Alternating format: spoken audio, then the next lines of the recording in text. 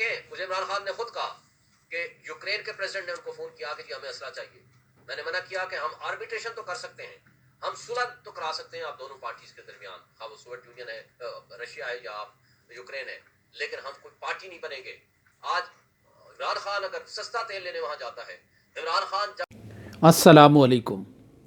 امریکہ نے اپنی ڈی کلاسیفائیڈ دستاویزات میں ایک ایسا خط جاری کیا ہے جس میں امریکہ کے اس دور کے صدر جمی کارٹر نے افغانستان میں جنگ کے لیے, ٹریننگ کے لیے, ہتھیاروں کی فراہمی کے لیے مالی امداد کی منظوری دی ہے, یعنی ایک رقم مختص کرنے کی منظوری دی ہے. یہ تقریباً 4 اشرے سے زیادہ وقت گزرنے کے بعد امریکہ نے یہ اپنا جو ایک اہم دستاویز ہے یہ ڈی کلاسیفائی کی ہے, اور اب یہ دنیا بھر میں موضوع بحث بھی ہے اور زیر گردش بھی ہے. پاکستان میں سب سے پہلے سینیٹر مشاہد حسین سید نے یہ اس تبصرے کے ساتھ شیئر کیا ٹویٹر پہ یہ لیٹر کہ یہ اس دور کی ایک دستاویز ہے کہ جب پاکستان نے امریکہ کی جنگ لڑنے کا فیصلہ کیا تھا. اس دستاویزات کے سامنے آنے کے بعد ایک بار پھر پاکستان کے ماضی کے حوالے اور ماضی کے فیصلوں کے بارے میں ایک بار پھر سوال اٹھنے لگے کہ پاکستان نے یہ جو جنگ لڑی تھی افغان جہاد کے نام پر, حقیقت میں اس میں بنیادی امریکہ کا سرمایہ تھا اور امریکہ کے مفادات کی تکمیل ہی اس جنگ کا مقصد تھا. پاکستان یہاں محض ایک کرائے کے سپاہی کے طور پر استعمال ہوا, اور شاید یہی وہ بات ہے جو اکثر اس دور کے اخبارات میں خان عبد الولی خان کی بیانات کی سرخیوں میں جھلکا کرتی تھی, جب ان کے اکثر بیانات کا جو کی سرخی اخبارات میں یہ ہوتی تھی کہ پاکستان افغانستان میں اجرتی قاتل کا کردار ادا کرتا ہے. گویا کہ وقت نے پھر یہ بات ثابت کر دی کہ افغانستان کی جنگ نہ مقدس جہاد تھا, نہ یہ امت مسلمہ کی سربلندی کی اور اسلام کے عروج کی جنگ تھی. یہ حقیقت میں امریکہ کی طرف سے سوویت یونین کو یا تو شکست دینے کی یا افغانستان میں روکنے کی لڑائی تھی, جس کے لیے امریکہ نے وسائل فراہم کیے, جس کے لیے امریکہ نے سرمایہ دیا, جس کو گلوریفائی اور گلیمرائز کرنے کے لیے امریکہ کی نے چارلی ولسن جیسے کردار پیدا کیے, ان کو آگے بڑھایا اور ایک دنیا میں اس جنگ کے لیے ایک ایکسیپٹنس کا ماحول بنایا کہ یہ جنگ بہت ضروری ہے امریکہ کے مفادات کے لیے, سوویت یونین کو شکست دینے کے لیے, سوویت یونین کے توسیع پسندانہ مقاصد کو آگے بڑھانے کے لیے. اس جنگ میں دنیا بھر کے مسلم نوجوان چارے کے طور پر استعمال ہوئے, اور کچھ تو رضاکارانہ طور پر نکل کر اپنے اپنے ملکوں سے افغانستان آئے, اور کچھ کو جیلوں سے نکال کر عرب حکمرانوں نے اپنا جو درد سر تھا, جو انقلابی جذبات تھے نوجوانوں کے, جو انقلابی لہریں تھیں, ان کو وہاں سے نکال کر افغانستان میں منڈ دیا گیا. انہی میں ایک اہم نام ایمن الظواہری کا تھا کہ جو مصر میں قید کاٹ رہے تھے, وہ ایک ڈاکٹر تھے, لیکن ان کا نام انور السادات کے قاتلوں میں آتا تھا. اور اس طرح افغانستان ایک پوری جنگ کی, جسے ہم جہاد کہتے تھے, اس کی ایک بھٹی بن کر رہ گیا اور ایک دہکتا ہوا الاؤ بنا. اور ظاہر ہے کہ افغان سرزمین پر یہ جنگ جاری تھی, افغان سرزمین پر لڑی گئی, تو اس کے نتیجے میں سب سے زیادہ جو بربادی, تباہی اور جو کلچرلی پسماندہ رہ گیا جو ملک, وہ افغانستان تھا, جو اس وقت رائز کر رہا تھا, جو اس وقت آگے بڑھ رہا تھا, جو اس وقت اپنا ایک نام بنا رہا تھا اس خطے میں. اس لیے اس جنگ کے تناظر میں افغانوں کا غم و غصہ پاکستان کے حوالے سے اب لوگوں کو, پاکستان کے لوگوں کو سمجھ آنے لگا ہے. افغانی جس دور میں یہ کہتے تھے کہ پاکستان کے لوگوں نے, پاکستان کے حکمرانوں نے امریکہ سے ڈالر لے کر ان کے ملک کو تباہ کیا اور اس کو میدان جنگ بنایا اور اکھاڑا بنایا, تو پاکستانیوں کو شاید یہ بات سمجھ نہیں آتی تھی۔ اب یوں لگتا ہے کہ جہاں بہت سی متس جو تھیں وہ مصلحت کے پردوں میں، وہ ایک مخصوص بیانیے کے لبادے میں شوگر کوٹڈ ہو کر بہت دبا ہوا تھا، یا ایک مخصوص زاویے اور انداز سے اس کو تسلیم کیا جاتا تھا، اس کو بیان کیا جاتا تھا، وہ ساری جو متس ہیں وہ عملی طور پر پاکستان کے لوگوں میں اور پاکستان کے ماحول میں وہ تبدیل ہوتی جا رہی ہیں۔ بالخصوص اس 1.5 سال کے، 2 سال کے عرصے میں جو ٹرمائل پاکستان جس ٹرمائل کا شکار ہے، جو کشمکش جاری ہے، سیاسی بحران ہے، اس نے بہت سی پاکستان کے جو روایتی اور جو ایک کنزرویٹو قسم کا، جو سٹیریوٹائپ قسم کے جو بیانیے ہیں مختلف واقعات کے بارے میں، مختلف ایونٹس کے بارے میں، مختلف فیصلوں کے بارے میں، ان سب کو تقریباً ری وزٹ کرنے پر مجبور کیا ہے پاکستانیوں کو، اور پاکستان اس ساری کی ری تھنکنگ کر رہے ہیں کہ یہ جو وارداتیں پاکستان کے ساتھ ہوتی رہیں یہ کس نوعیت کی تھیں اور ان کے مقاصد کیا تھے۔ مثلاً یہی ہے کہ 16 دسمبر کو یوم سقوط ڈھاکہ منایا گیا مشرقی پاکستان کی علیحدگی کے دن کے طور پر، لیکن پہلی بار پاکستان کی ایک بہت بڑی اکثریت کو یوں محسوس ہو رہا ہے کہ جو بنگلہ بندھو تھے، بنگلہ دیش کے اور مشرقی پاکستان کے عوام کے مقبول لیڈر شیخ مجیب الرحمن، شاید وہ پوری طرح غلط نہیں تھے، اور ان کو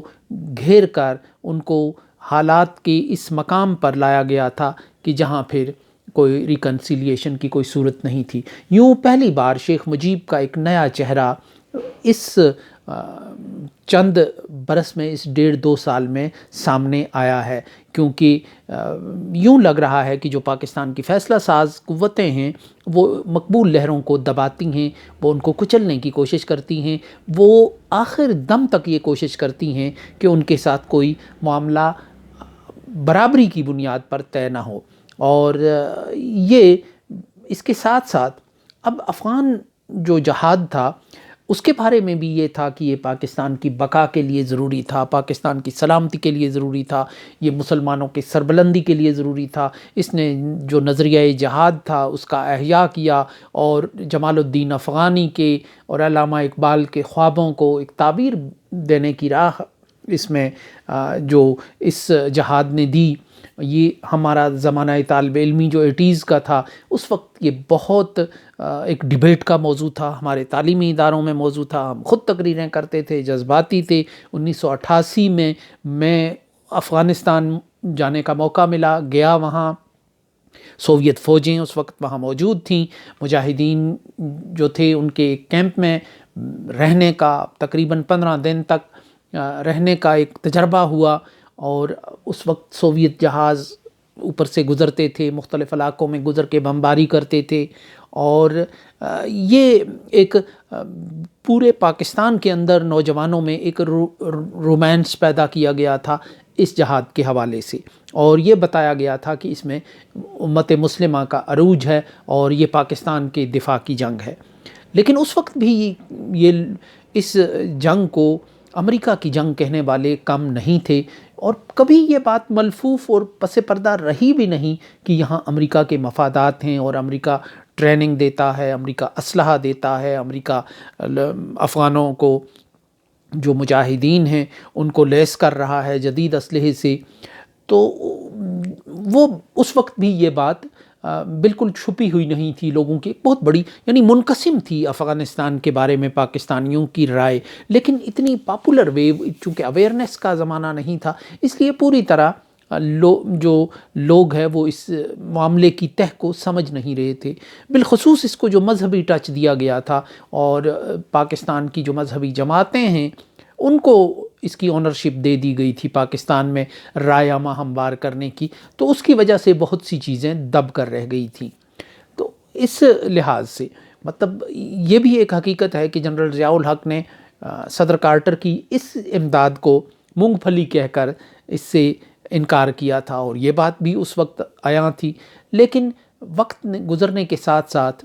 اب یہ ایک متھ بھی تبدیل ہوتی ہوئی نظر آ رہی ہے کہ افغانستان کی جو جنگ تھی وہ پاکستان کے دفاع کی جنگ تھی، وہ مسلمانوں کی سربلندی کی جنگ تھی، اور اب یہ بات پوری طرح عیاں ہو کر سامنے آئی ہے کہ پاکستان اس جنگ میں ایک سہولت کار کا کردار ادا کر رہا تھا امریکی مقاصد کی تکمیل کے لیے، اور سوویت یونین کے خلاف وہ استعمال ہو رہا تھا اس جنگ میں۔ تو لامحالہ سوویت یونین کی طرف سے پھر پلٹ کر حملہ کرنے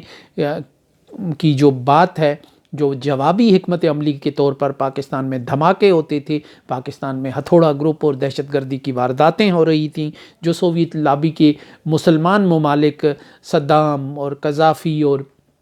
دوسرے مسلمان لیڈر حافظ الاسد پاکستان سے ناراض اور نالاں نظر آتے تھے، اس کی بھی وجوہات سامنے آئیں۔ آج کا جو پاکستان ہے اس میں لوگ اب آگہی کے نئی منزلوں سے آشنا ہوئے ہیں،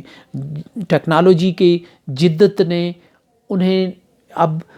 کسی بات کے سچ اور جھوٹ ہونے کی پرکھ دے دی ہے زیادہ بہتر انداز سے۔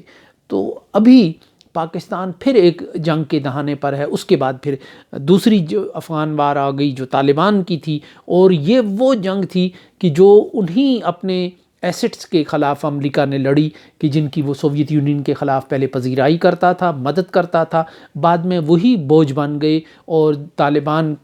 کی صورت میں وہ نمودار ہوئے، اور پھر امریکہ اس کو کچلنے کے لیے پھر اس تحریک کو جس کو اس نے نظریاتی طور پر، جس کو اس نے مالی طور پر سپورٹ کیا تھا، اور یہ وہ نقطہ تھا جو عمران خان نے امریکہ کے تضادات کو اور امریکہ کے منافقانہ رویے کو ظاہر کرنے کے لیے یہی بات کہی تھی جب وہ پاکستان کے وزیر اعظم تھے۔ انہوں نے کہا تھا کہ یہ جنگ آپ نے پیدا کی، آپ نے ٹرینڈ کیا ان کو، آپ نے ان کو اسلحہ دیا، آپ نے ان کو مضبوط کیا، آپ نے ان کو گلوریفائی کیا، آپ نے سوسائٹی کو مجبور کیا کہ وہ ان کو رول ماڈل اور ان کو اپنا آئیڈیل سمجھے، اور جب پھر آپ نے ان کو چھوڑ دیا تو پھر وہاں سے دہشت گردی ہوئی، اور اس میں نہ ہمارا کوئی کردار تھا نہ ہماری ذمہ داری تھی۔